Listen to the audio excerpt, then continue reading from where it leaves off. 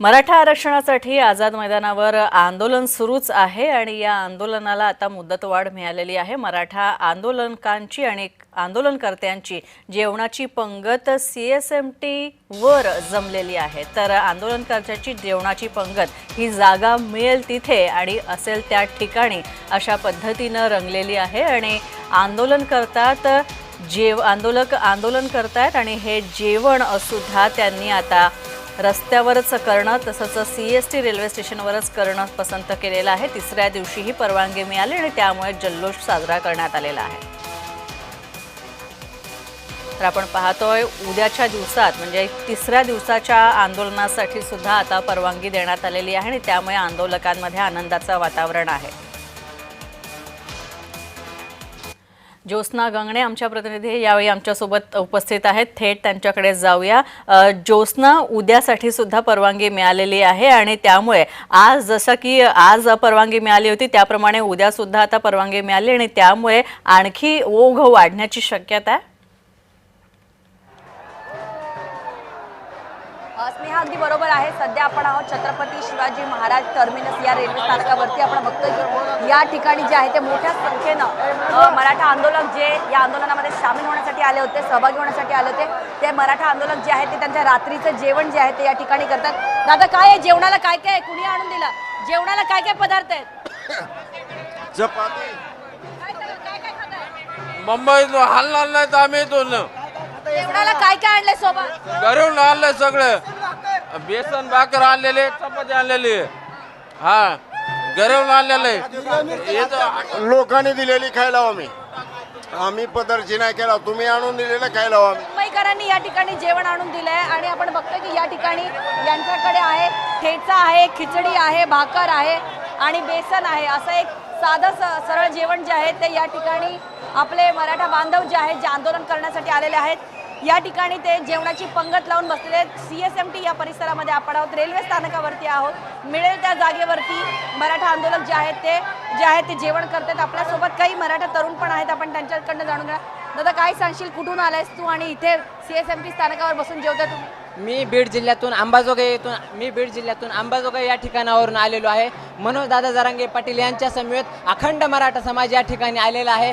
मायबाप सरकारनं मनोज दादा जरांगे पाटील हा एकटा व्यक्ती नसून महाराष्ट्रातील अखंड मराठा समाजाच्या त्या भावना तीव्र आहेत, त्या भावनेचा आदर करून मनोज दादा जरांगे पाटील यांच्या मागण्या मान्य केलेल्या पाहिजेत। आणि मी जय महाराष्ट्र चॅनलच्या माध्यमातून एवढंच सांगू इच्छितो की अरे कोण म्हणतंय मराठा आरक्षण देत नाही, अरे कोण म्हणतंय मराठा आरक्षण देत नाही, आम्ही पण घेतल्याशिवाय राहत नाही। कारण या वेळेस झेंड्याला जो दांडा भेटलाय तो दांडा मजबूत भेटलाय आणि तो दांडाच्या खांद्यांवरती तो खांदा खांदानी भेटलाय।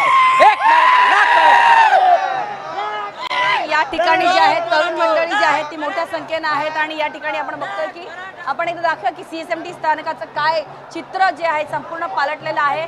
इथे बघतोय आपण की हलगी ढोलकी वाजवून जे आहेत ते मराठा बांधव जे आहेत ते या ठिकाणी आंदोलनामध्ये सामील झालेले आहेत। रात्रीची वेळ आहे मात्र यांच्या जोशमध्ये यांच्या उल्हासामध्ये जो आहे तो कुठलाही कमीपणा नाही। आपण इथे बघतोय की सीएसएमटी स्थानकावरती या ठिकाणी स्नेहा मराठा बांधव जे आहेत ते झोपलेले आहेत, काही बांधव जे आहेत ते जेवण करत आहेत आणि या ठिकाणी आपण हलगी जे महाराष्ट्राचं पारंपरिक वाद्य आहे त्या हलगीच्या तालावरती हे मराठा बांधव जे आहेत ते नाचता आहेत। एक जोश आहे, एक उल्हास आहे। त्यांचं हेच म्हणणं आहे की जोपर्यंत आरक्षण मिळणार नाही तोपर्यंत जे आहे ते मुंबई सोडणार नाही आणि तिसऱ्या दिवशी जी आहे ती परवानगी जी आहे मिळालेली आहे आणि एकूणच संपूर्ण छत्रपती शिवाजी महाराज टर्मिनस एरिया असो, आझाद मैदान असो, दक्षिण मुंबई असो, संपूर्ण परिसरामध्ये जे आहे ते असेच मोठ्या संख्येनं जे आहेत ते मराठा बांधव या ठिकाणी आलेले आहेत। मिळेल त्या जागेवरती जेवतात,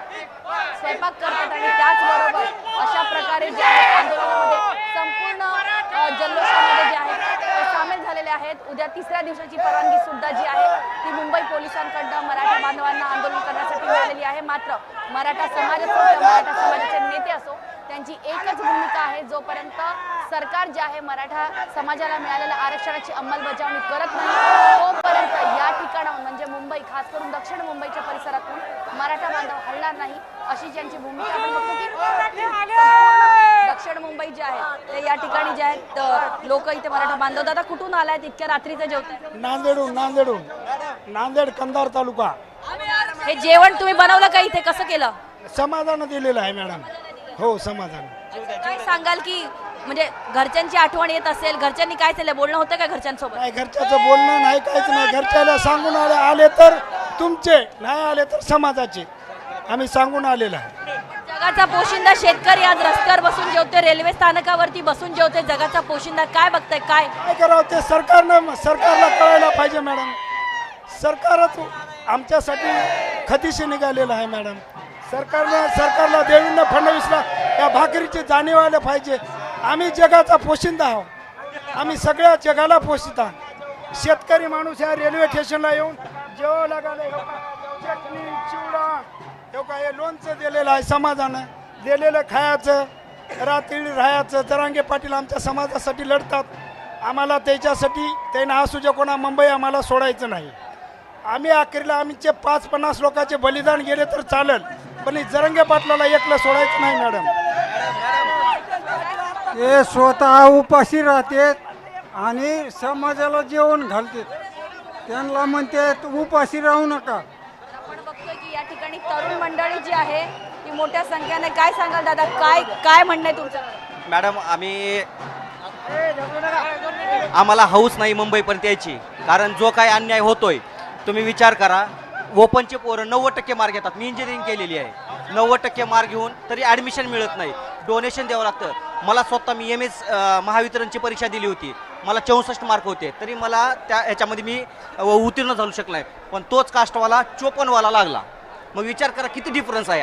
मग गुणवत्तेनुसार द्या ना. म्हणून आमची मागणी आहे, आमचा देव मनोज दादा जरांगे पाटील तिथं आंदोलन करतायत, उपाशी बसलेत. कुणासाठी? तुम्ही आलात कुठून? मी लातूरून आलो आहे.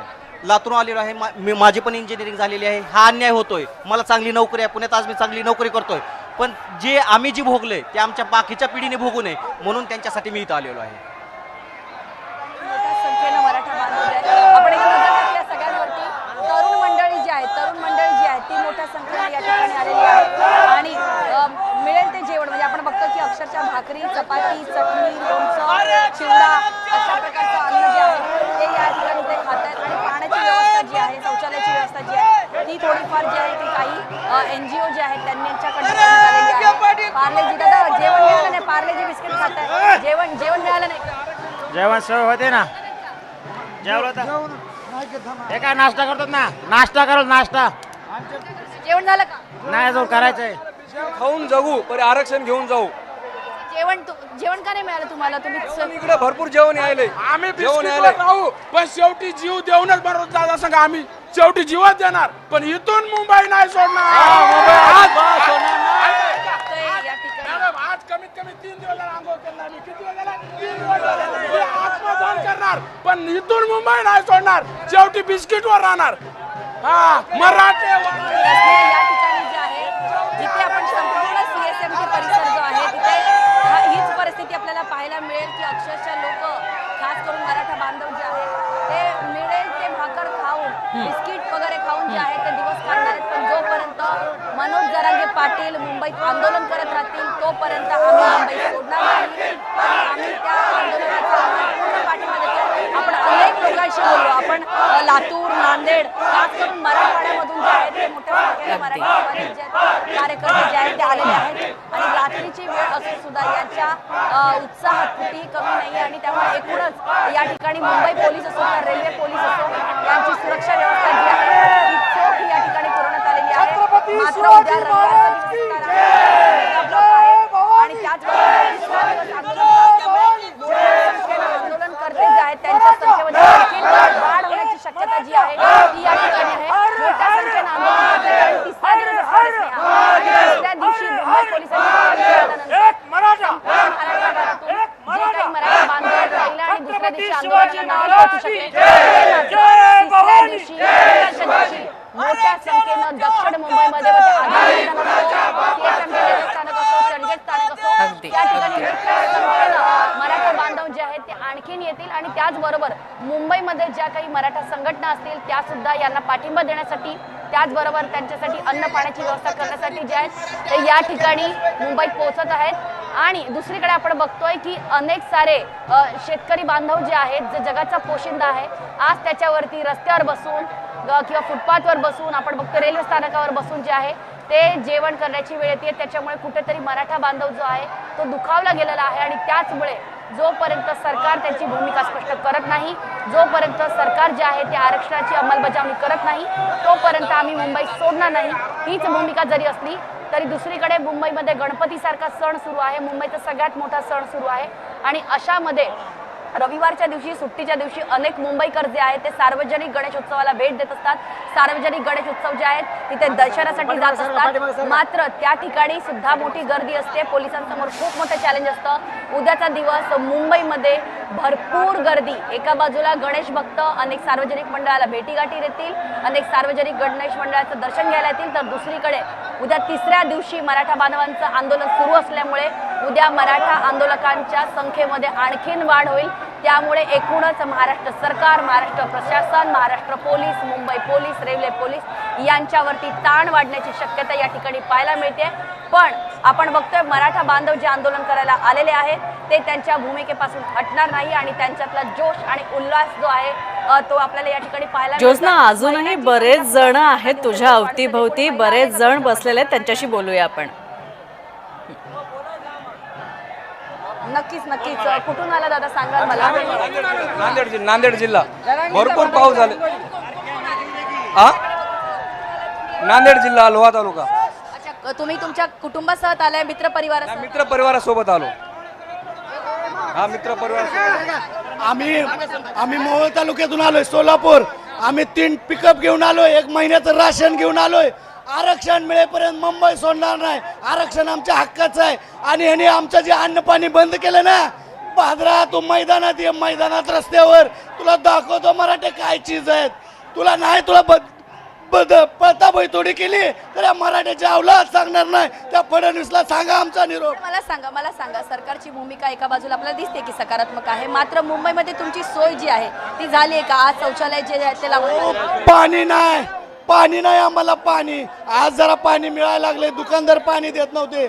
आणि ह्यांनी जी आमची कोंडी केली, पहिलं कसं होतं, सैन्याला जर अन्न नाही पुरवलं तर सैन्य ढिलं पडायचं. अरे मराठ्याची जात आहे, खोबरं चटणी भाकर खाऊन तटेल, जीव जाईपर्यंत मुंबईत राहणार, एवढं लक्षात ठेव. तुम्ही काय सांगाल? आरामात बोला. काय सांगाल दादा, तुम्ही काय सांगाल? कुठून आलेला आहात आणि काय तुमच्या मागणी सांगा, तुमच्या मागणी? आम्हाला आरक्षण मिळेपर्यंत आम्ही इथून माघार जाणार नाही. कुठे राहताय?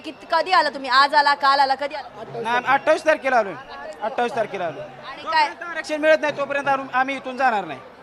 मला सांगा की इथे आल्यानंतर तुम्हाला कोणत्या अडचणी आल्या? कारण अनेक ठिकाणी असं पण होतं की ट्रॅफिक जॅम होत आहे, ट्रॅफिक जॅम झालंय वगैरे, असं तुम्हाला काही अडचणी आल्या का मुंबईत आल्या? आम्हाला जेवणाची व्यवस्था अडचण आली, जेवणाची, पाण्याची अडचण आली, राहण्याची, बाथरूमची सुद्धा अडचण आली. आंघोळी कुठं करायची?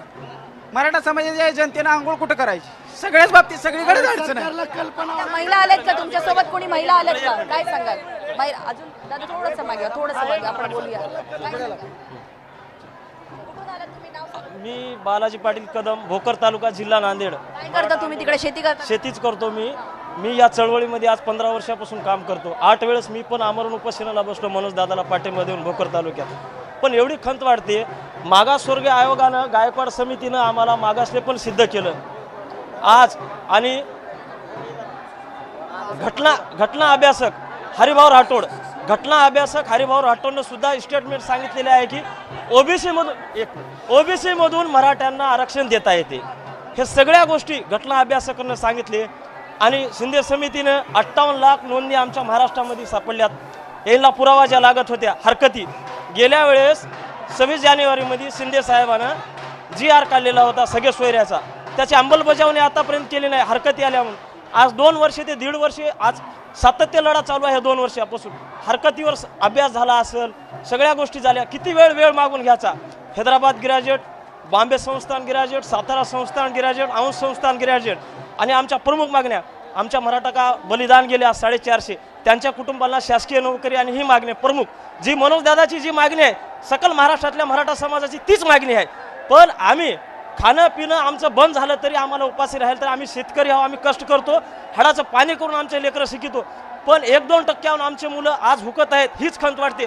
पण आम्हाला रोष आहे की सरकारबद्दल आजपर्यंत आमचं 40-45 वर्षापासून मागणी आहे. आजपर्यंत हा प्रत्येक सरकार त्याच्या मागच्या प्रत्येक सरकार त्याच्या मागच्या सरकारवरती ढकलते की त्यांच्यामुळे आम्हाला आरक्षण मिळालं. हो, पण असा हे सत्ताधाऱ्यांना सुद्धा मागच्याला ढकलते, पण त्याने तेच गाडा चालवायचं का? पण त्याने पडले म्हणून तुम्हाला त्या सत्तेवर बसवलं ना, पण तुम्ही निर्णय घ्या ना मराठ्याबद्दल. तुम्हाला मराठ्याचे मतदान पडले म्हणून सत्तेतच बसले ना. आम्हाला वैयक्तिक कोणाबद्दल आमची दुश्मनी नाही, वैयक्तिक मागणी आहे. सरकारमध्ये जे कोणी बसेल त्यांच्यासोबत मागणी. त्या परत एकाच दिवसाची परवानगी मिळाली दादा, परत उद्या एकाच दिवसाची परवानगी नाही. काय सांगाल? अजून एकच दिवसाची मिळाली. आज कमीत कमी आज सांगू इच्छितो दादाची तब्येत खालावलेली आहे, म्हणून मी सांगू इच्छितो दादाची तब्येत खालावलेली आहे. असंच आम्ही या ठिकाणी मुंबई येथील राहणार, येथून हटणार नाही, काही खाऊन राहणार. आज आम्ही हिमायतनगर शहरामध्ये एवढा पाऊस झालेला आहे, आमची दुर्दशा होत आहे, आमच्या आईबाबाची, आमच्या आई बहिणीची, आमच्या लेकरा बाळाची, तरी पण आम्ही इतक्या दूर आलेलो आहे. आम्ही हे मुंबई सोडणार नाही. मनोज दादा जरांगे पाटलाची तब्येत खालावलेली आहे. बस आता काय सांगाल, गावाकडे काय परिस्थिती आहे? अजून लोक येतात काय? गावाकड अतिवृष्टी झाली. नांदेड जिल्ह्यामध्ये आमच्या मराठवाड्यामध्ये पूर परिस्थितीत आमचे पिकं गेले वाहून. त्याची खंत नाही. आता मुलाबाळाच्या भरती, आता ॲडमिशनची गरज आहे आम्हाला. आम्ही जरी आमचं पीक जरी वाहून गेलं तरी आम्ही सहन करू. ते आमच्या गावाकडे इथले आमच्या मराठा बांधव, आमची इथले कोणी शासनाचे आणि कोणी इथली सोय केली नाही आमची सरकारमधल्या. आमचे इथले मराठा बांधव प्रॉपर मुंबईचे आमचे जेवणा खावण्याची सोय करत आहेत. तरी कमी जास्त जेवणा खावण्यात झाले असले तरी आमच्या मराठवाड्यातून इकडून तिकडून आमच्या आजूबाजूच्या पश्चिम महाराष्ट्रातून आमचे बांधव आणत आहेत, जेवायला देत आहेत. त्याची आम्हाला खंत वाटत नाही. जेवण कमी जास्त झालं तर झालं, पण वारंवार उपोषण करून मनोज दादा हे सरकारला अल्टिमेटम दिलेले आहे वेळ मागून घेऊन, तरी पण शासन निर्णय घेत नाही. याच्याबद्दल मराठा समाजामध्ये इतकी खंत वाटते की आतापर्यंत एवढे बलिदान गेले, पण आता शासनाला हात जोडून विनंती आहे समाजाची की बा हे लवकरात लवकर निर्णय घेऊन लवकर अंमलबजावणी व्हावा. दादा काय सांगाल तुम्ही? उद्या रविवारचा दिवस आहे, आणखीन लोक येण्याची शक्यता आहे गावाकडचे. तुम्ही उद्या संख्या वाढेल असं वाटतं का तुम्हाला? अजून गावाकडून तुफान लोकांचा ओघ चालू आहे. मराठा समाजाचा ओघ चालू आहे. भरपूर लोक गावावरून येत आहेत. दादांची तब्येत खालवलेली आहे. सरकारनं ताबडतोब निर्णय घ्यावा, अन्यथा मराठ्याचा अंत पाहू नये. यात राडा होणार म्हणजे राडा होणार. त्यांना काय झालं तर इथं धिंगाणा होणार. पहिलं सांगतोय, अगोदर मुख्यमंत्र्यांनी काय सांगितलं, आत्ताचे सध्याचे मुख्यमंत्री पहिल्या वेळेस जे मुख्यमंत्री होते उद्धव ठाकरे, त्यावेळेस म्हणले सरकारने निर्णय घ्यायचा असतो, मुख्यमंत्री निर्णय घ्यायचा असतो. अरे कुठल्या बिळात जाऊन बसलाय तू? मला सांगा उद्या किती गर्दी वाढण्याची शक्यता आहे तुमच्या गावाकडनं? तुम्ही कुठून आलात? किती गर्दी? मी साताऱ्यामधून आलेलो आहे. सातारा शिखर शिंगणापूरच्या बाजूला माझं मोही गाव आहे, तिथून आम्ही आलेलो आहे. आम्ही पाऊस येऊ द्या, सुनामी येऊ द्या, इथून हटणार नाही. आणि ते म्हणतात 1 दिवसाची परवानगी वाढून दिली. 1 दिवसाची परवानगी नाही. जोपर्यंत आरक्षण देत नाहीत तोपर्यंत आम्ही इथून हटणार नाही. नक्कीच ज्योत्स्ना, आपण पाहतोय जनभावना, मराठा आंदोलकांची, समर्थकांची भावना तीव्र आहे. आणि आता उद्याच्या दिवसाची परवानगी सुद्धा मिळाली आहे, 3ऱ्या दिवसाची, आणि त्यामुळे आणखी जास्त आंदोलकांचा ओघ उद्या दाखल होणं अपेक्षित आहे. धन्यवाद या सगळ्या अपडेट्सबद्दल.